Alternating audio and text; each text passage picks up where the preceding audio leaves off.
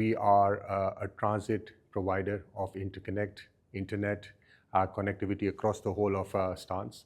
But the whole market is changing. First of all, if you look at the Central Asian market, there is about 82 million population there. There's about $600 billion of GDP activity over there.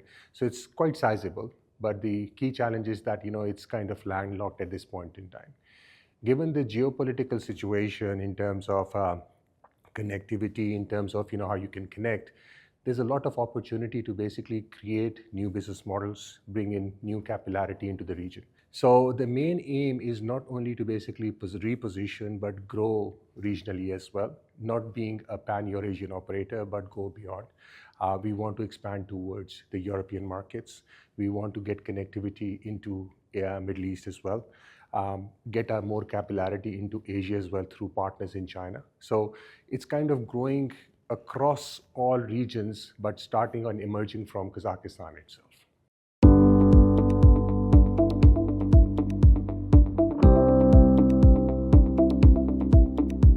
Before I talk about the north-south route, let's talk about the east to west. It's the digital Silk Road.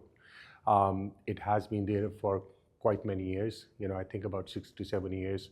There are a couple of entities, carriers, wholesalers who provide that connectivity. From a regulatory perspective, you have all these trans countries, so there needs to be more like a coherent, cohesive, coordinated regulatory framework. You have to have the rights of way, which are aligned. You need to have the right commercial models in terms of getting all these parts aligned. It can't happen by just one carrier, one wholesale co, one infra co trying to do the whole thing. So it has to be a kind of a mesh of everyone coming together. Secondly, in terms of the need, you have to have the right commercial models. That region, as I said earlier, is landlocked, but that doesn't mean necessarily that the outside content, outside AI compute power, gaming, fintech can't come in. And that's where the connectivity is required.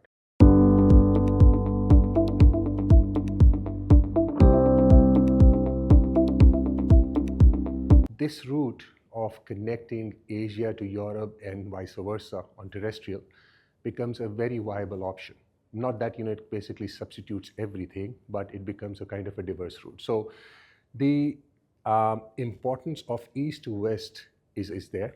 But now in terms of Middle East playing a key role in terms of the AI factories being put in, all the capital that's going in there, that needs to be brought into Central Asia as well. It's landlocked. And I think that's where carriers like TNS Global and others play a pivotal role. And we are quite keen to create that north to south route in order to basically open up that economy to the AI hubs, the compute power, bringing in all these LLM models into the region as well. If you look at the east to west corridor that we have, but it needs to be amplified, it needs to be kind of coordinated better, need to have better latency if we have that. And then we have this north to south connectivity as well, whether it goes through a little bit of Europe and comes down, or it comes completely through Asia, but connects the Middle East. I think this is going to be the silver bullet going forward.